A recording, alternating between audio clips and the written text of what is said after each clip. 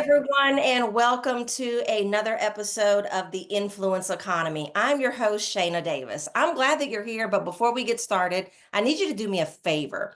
So, wherever it is that you're listening to this episode, I want you to take a screenshot. With that screenshot, I want you to post it on your social media and then tag us here at Shayna Rattler Davis. And then I just want to hear your biggest aha moment or your biggest takeaway from this episode. And the reason why we do that is because, in my opinion, far too many women are seen, but they're not paid well. And everybody doesn't know where to start, where to change that, or in ways to change that. So the more times that these episodes are shared, the more people that can be exposed to the shifts that are going to be required in order for them to own their influence. So I thank you in advance for being willing to share. Right, I'm going to read my guest's bio and we're going to get to it. It'll be another great conversation, I promise you. My guest today is a certified high performance coach, best-selling author, and speaker with over 25 years in real estate and a decade in leadership. Her company, For the Love Of, guides working moms and small business owners in achieving balance, personal growth, and productivity. She's known for her actionable PRP model, where she provides clear strategies to help clients unlock their mindset superpower and thrive at work and home. Her journey includes overcoming a traumatic accident that led her to launch her business at 50, dedicated to empowering others to live their best for the love of life. I want to welcome to the show Kim Rodney. Oh my gosh, thank you, Shayna. I've been just so excited to join you. So thanks for Yes, having me. I'm looking forward to having this conversation because if I can just be 100% transparent, when I started exposing myself to business principles back in, I don't know, like '05, '06, I never wanted to do the personal development stuff. The very first business event I went to, I complained to everyone who would listen that we were now 3/4 of the way through day one and we still had not started addressing what was on the sales sheet, like whatever it was that they promised us. And we were broken up into individual groups, and the individual group leader shared with me, I realize that you think that this is not necessary, but here's what we know after years of coaching business owners is that, and I don't know if this is exactly what she said, but I'm going to paraphrase it. If the how to was all there was, everyone would be successful in business. It's the softer skills and the mindset piece and the personal development piece that really makes any hard skills or any technical thing that you could ever learn possible or prevent you from allowing things to get in the way, even at a subconscious level that could prevent you from being successful. Now, I was pissed. I didn't want to take my shoes off and put my feet on the floor and do all the other things, but I decided to not be a brat for the last day and a half like I was for the first half of the day. And since then, I have discovered that you're absolutely right. And so I want to hear from your words because you're the guru and your point of view of why is mindset so important when you're building a business or a brand? Oh, that's so good, Shayna. And honestly, on the disc profile, I'm a high D. I'm going to guess that you are as well. And that's probably why you were at that conference, the convention, the whatever training, and you were like, okay, get to the point, get me what I need, and I'm going to go. And so I'm that same personality. And so I used to always inconsistently do mindset journaling or mindset purposeful work. So I would go to a convention, I'd pick up a beautiful journal. I love the smell of new school supplies, fresh, clean, whatever. And I would do it like 2 days. I'd be like, I ain't got time for this. No time for this, right? I know what I need to do. So I completely understand. However, I decided when I started my business back in 2013, I left after being in a CEO position, making a very nice salary for 10 years. I retired from the role and I left to go start my own business for the love of. And I committed a couple of things. One of them was mindset journaling. I said, okay, all these people who are smarter than me, they keep talking about it. And I've been denying it for like 25 years. So I committed that every day before I would open my computer, open my phone, I would just simply write out 3 journal entries. And it was in this dollar notebook that I'm holding up that I got like from Target. I stole the entries from a podcast I listened to. I don't even remember what it was. And I was just like, I'm going to do this thing. I'm going to commit every day, every day. And I did. I've got my first entry January 3rd, 2023. Because starting a business at the age of 50, having 2 kids in college, having a lifestyle that you don't want to get up, I needed to have no plan B. I Yeah. needed to go make money. I had to go make money. So I started with this. And what had happened was about 3 weeks into the journey, I had a girlfriend text me and she had said, Hey, Kim, I'd really like to start this new habit. I'd like to really work on my belief of myself and how I'm living today. And the only person that I thought of that would hold me accountable would be you. I said, Okay, well, I'm doing this thing that they say is going to work. I'm doing these journal entries. Why don't we do this? Why don't we send each other pictures of our journal entries as accountability? So we started doing that. My friend, Cindy, was diagnosed with ALS in 2020. It is now 2025. By all accounts, with her diagnosis, she should not be here today. However, she has chosen to live, and she knew that it started with her mindset. She now, when she sends me her journal entries, she's speaking with an eye gaze. She literally looks at an iPad and types with her eyes. Yeah. So, what had happened is I started sharing her story and I started sharing my story about, I cannot believe it, but this is working. Like they are so right. And unsolicited, Shayna, people would send me pictures of their journal entries. They would send me pictures. All I did was I shared the story. I believe that if you started your day with this, everything else will come into play. And that's when you had mentioned my PRP model, which we can certainly talk about. That's when that was born. It was Yeah. born out of just discovering that we are literally changing the perceptions of ourselves by a 5-minute morning activity. Yeah. So before we get into the model, you've worked with a lot of leaders over the years, and I'm sure you've encountered even more than what you have personally coached and consulted with. But what is it that we misunderstand when it comes to mindset?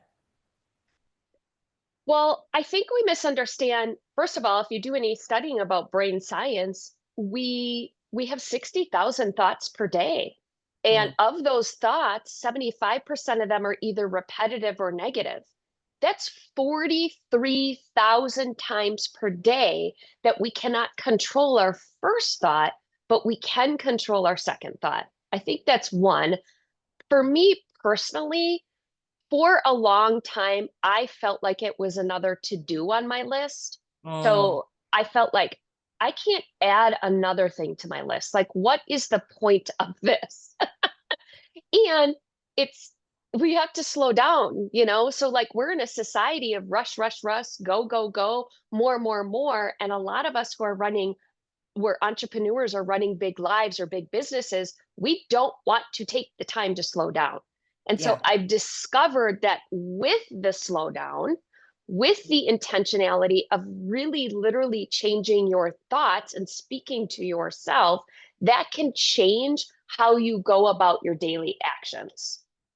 I love that you said something that I have said so many times over the years that you can't control the thoughts that come in your mind, but you can definitely, number one, control which ones stay, and you can control what you think about after that. And I'm going to date myself, and you're a little bit older than I am, but I'm going to date myself and remind the listeners, if you're old enough, if you're 35 or older, but definitely if you're 45 or older, like that Kim and I are, there was a toy when we were little and it was called an Etch-a-Sketch. It was like Oh, our version of the iPad. It was this plastic red rectangular gadget and it had two little white knobs in the bottom two corners that you could turn left and right. And essentially you would draw these lines on the Etch-a-Sketch to create whatever it is that you wanted. I never figured out how to get the darn thing to create anything that looked like what I wanted. But the point is that when you were finished, since it wasn't digital, there was no erase, there was no clear, there was no delete.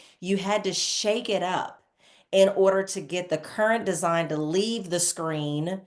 I'm calling it a screen, so that you could recreate another one. And I was taught a principle several years ago by someone, and they said, when a thought comes into your mind that you don't want to be there, you literally should shake your head back and forth like you're saying no in order to erase it, very similar to like you would the Etch-a-Sketch, so that you then can replace that thought with a thought that is more aligned with what it is that you truly believe or with what it is that you truly want. So I'm glad that I finally have somebody that's old enough to Oh, understand this. yeah, I'm gonna steal that. Oh my gosh, Shayna, I will quote you. I'll be like, Shayna Davis gave me this analogy. That is Yeah, and such a it good wasn't mine analogy. either. So feel free Okay. to steal it and don't quote me because I took it from someone else. So, I want to talk a little bit about the PRP model, which is a Mhm. framework that you developed. And so I would love if you would share with us a little bit about what it is and like how does it empower individuals to be able to take control of their lives? Yeah, thank you for asking. So the PRP stands for perception, reality, and potential. So if we start with our perception of ourselves and who we are and what we do and how we act, I imagine it this way. You wake up in the morning and you hit snooze, and then you hit snooze again, and then you get up and you kind of like slowly go over to the bathroom and you're like, oh my gosh, girl, I cannot believe it. You slept in again, right? We're talking negative to ourselves. We're already beating ourselves up. This happens all the time. And what happens is then with that perception and the feeding of the words in your brain literally become your reality of who you are. And so now you're saying all of these negative things about yourself. I'm not good enough. I should have got up earlier. I can't believe I did it again. And that ultimately becomes your potential. And that's how the PRP model was born, just from our journal entries. We can change the perception we have of ourselves. We know based on brain science, and I know you talk about it here and we hear it all the time, that our wiring of our brain can be changed. Our brain is moldable, our brain is plastic. It's called plasticity. And so we can actually go and change the wiring of our brain. However, it is work. And again, it's the slowdown, right? And how can we do this and make it fit into our world? And so we can actually change our perception so that we're really truly hitting our best potential. And that's how the whole PRP model was born, which does start with 5 minutes a day journaling. Listen, I was like, I ain't got time for like a whole notebook of words and getting really creative. I'm like, somebody, again, tell me what to do. Give Yeah. me the journal prompts and I will go do it. And then I will go test it and see how it works and see how I show up differently. Absolutely. I love it. Well, we're going to take a quick break. And when we come back, we're going to do exactly that. We're going to tell people exactly what to do. We'll be right back.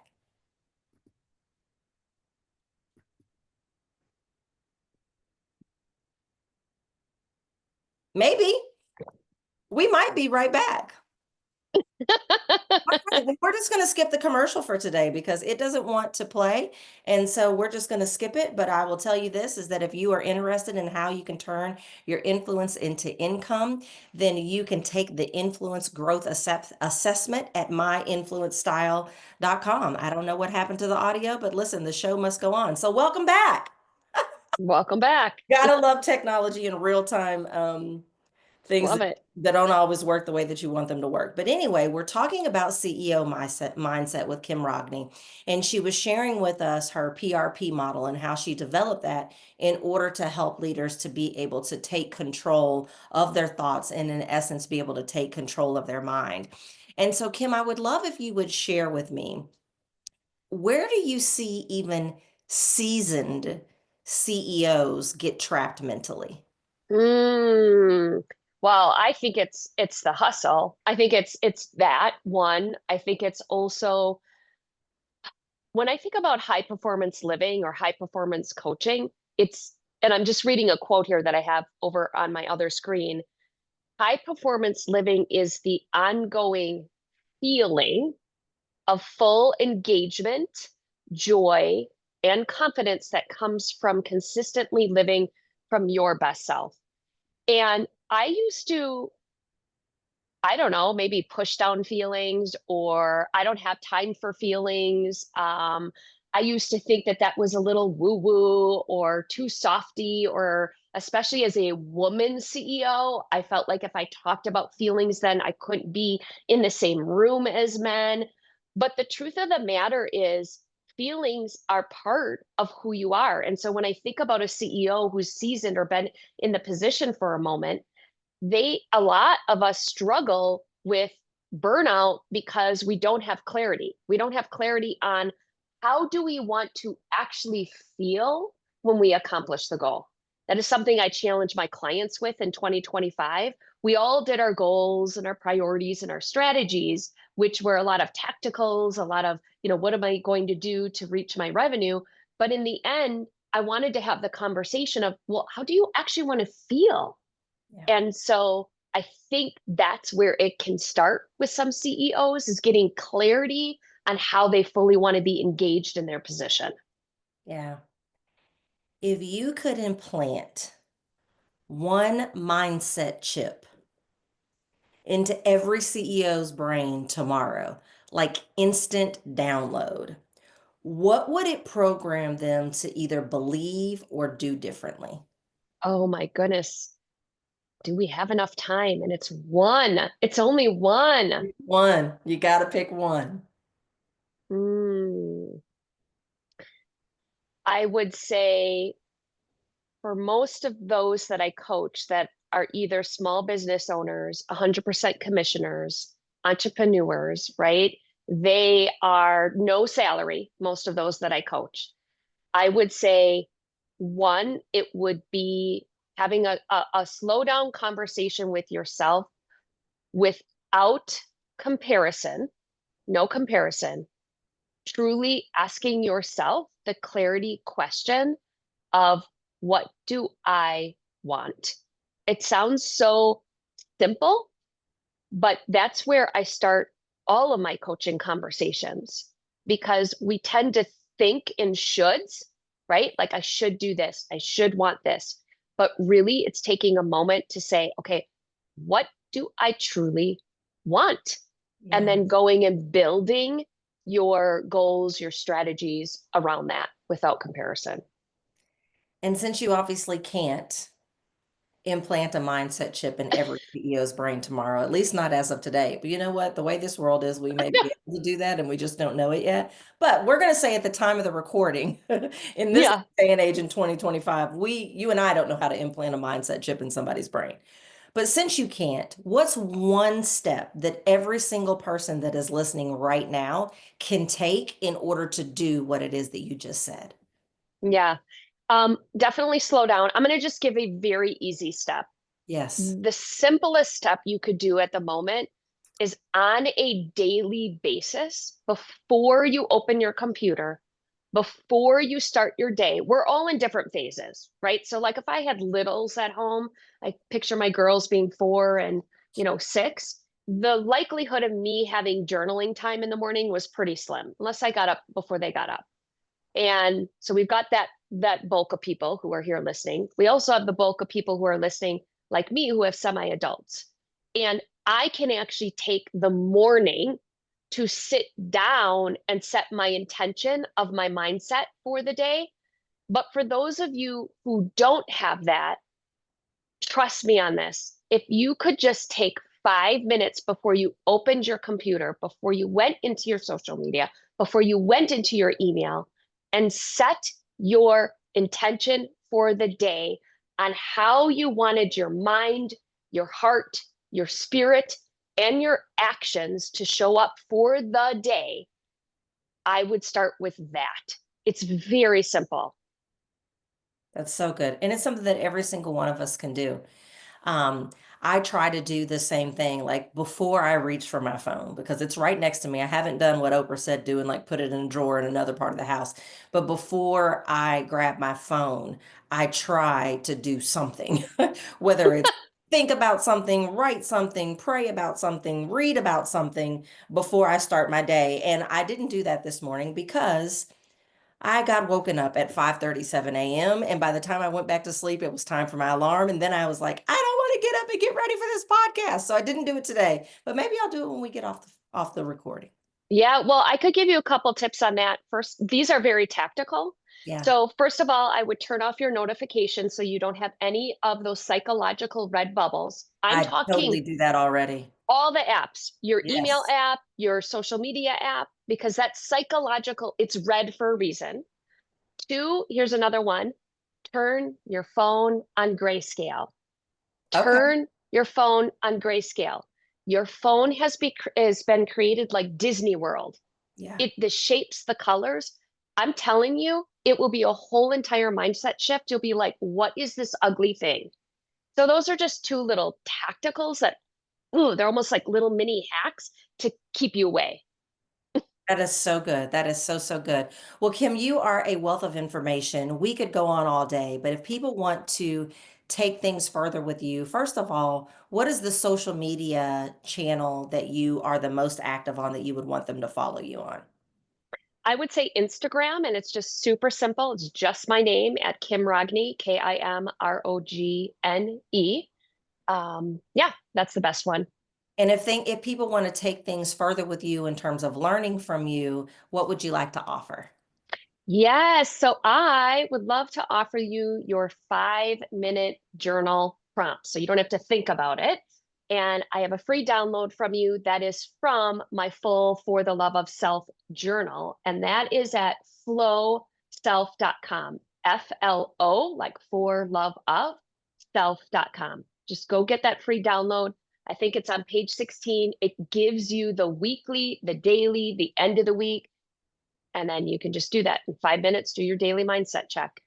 Absolutely. Well, everyone share this episode with every woman that you know, whether they're leading or not. These are actually steps and things and principles that we need to understand in order for us to have what the heck it is that we say we want. Because too often, I said in the beginning that far too many women are seen and not paid well, but far too often, too many people don't have what it is that they say they want because they're not Mm, doing the things that it's going to take in order for them to have what it is that they say they want. So share, share, share this.